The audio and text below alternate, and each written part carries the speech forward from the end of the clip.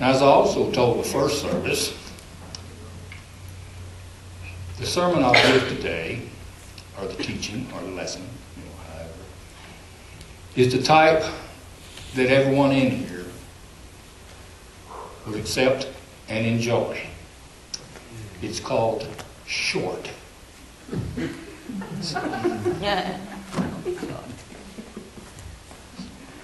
And it starts, there's a story I want to use today.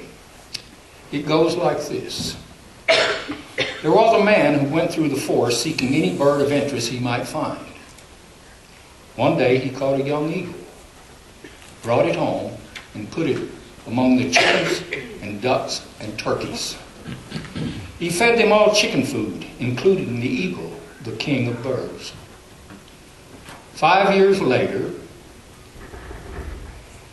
a naturalist came to see the man and, after passing through the garden, said, "That bird's an eagle, not a chicken." "Yes," said the owner, "but I have trained it to be a chicken. It is no longer an eagle. It is a chicken, even though it measures 15 feet from tip to tip of its wings." "No," said the naturalist, "it's an eagle still. It has the heart of an eagle, and I will help it soar high into the heavens." "No," said the owner, "it is a chicken, and it will never fly." So they agreed to test it. The naturalist picked up the chicken, or the eagle rather, held it up and said with great intensity, "Eagle, thou art an eagle. You belong to the sky, not to the earth. Stretch forth your wings and fly." The eagle turned this way and turned that way, and then looking down, he saw the chickens eating their food. So down he jumped. The owner said, "I told you it was a chicken." "No," said the naturalist, "it is an eagle. Give it another chance tomorrow." So the next day, the naturalist took the eagle to the top of the house and said, "Eagle, thou art an eagle. Stretch forth your wings and fly." But again, the eagle, seeing the chickens feeding, jumped down and fed with them. And the owner said, "I told you it was a chicken." "No," says the naturalist, "it is an eagle. It has the heart of an eagle. Give it one more chance, and I will make it fly tomorrow." So the next morning, the naturalist rose early and took the eagle outside the city, away from the houses and civilization, to the foot of a high mountain. The sun was just rising. It was gilding the top of the mountain with gold, and every crag was glistening in the joy of that beautiful morning. He picked up the eagle, held it high, and said to the eagle, "Eagle, thou art an eagle. You belong to the sky and not to the earth. Stretch forth your wings and fly." The eagle looked around and trembled as though new life had came into it. But it did not fly. Then the naturalist turned the eagle so it was looking straight at the sun. And suddenly, the eagle stretched out its wings, and with the screech of an eagle, it mounted higher and higher and never returned. Although it had been kept and tamed as a chicken, it was an eagle. I believe that each of us has been called by God to the ministry to his people. Each of us has been given gifts to do this job. Some of us are better at teaching. Some are called to be preachers. Some administrators, and some of us are evangelists. Some administrators and evangelists,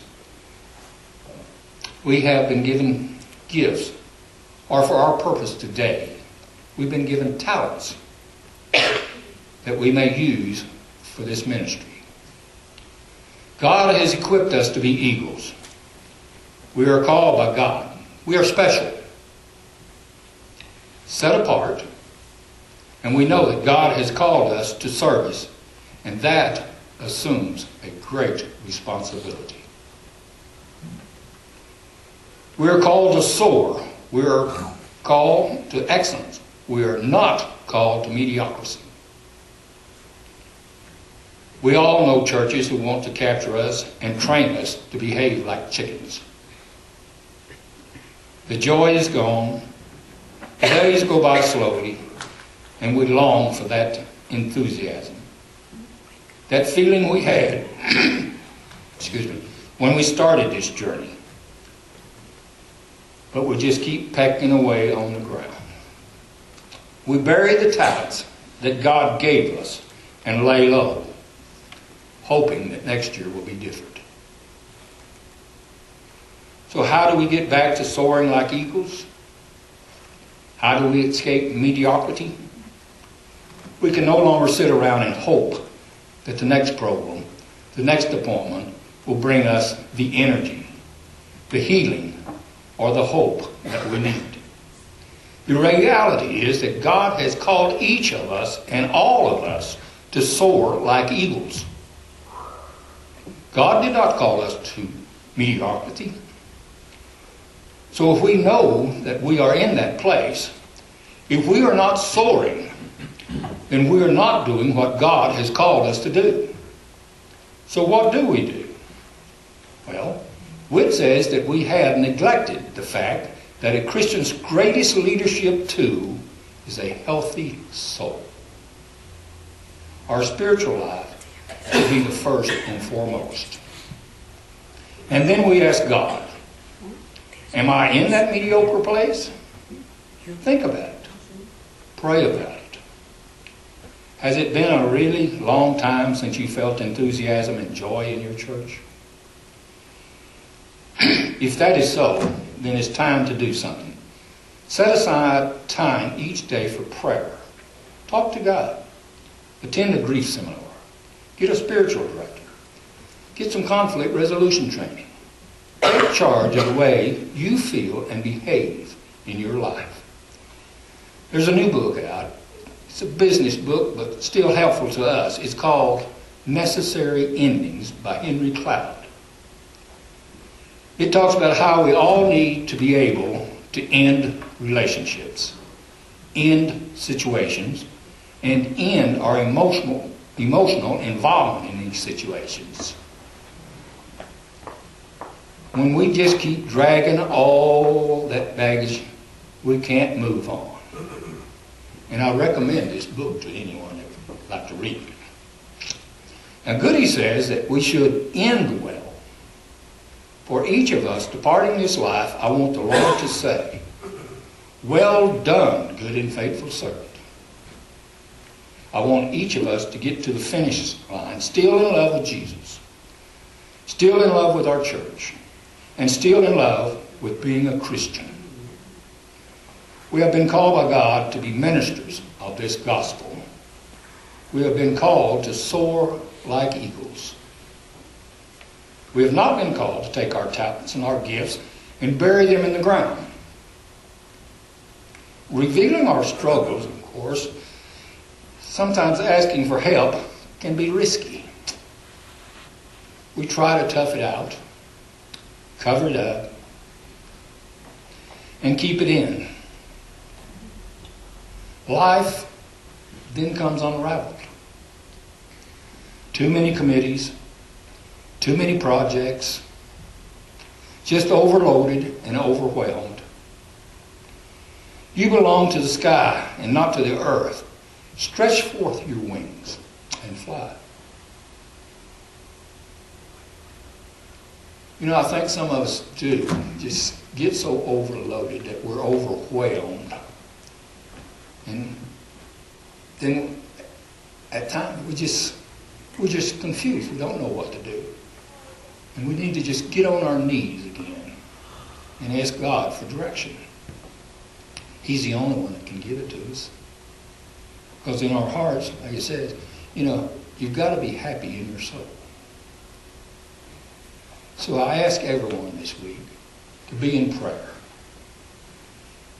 Be in prayer for you. Because if you're well, then there's no saying, I guess, that all is well. So that's on your hearts. I told you it's going to be short, and it is. So if you would pray with me. Lord, you have called us and you have equipped us for your ministry.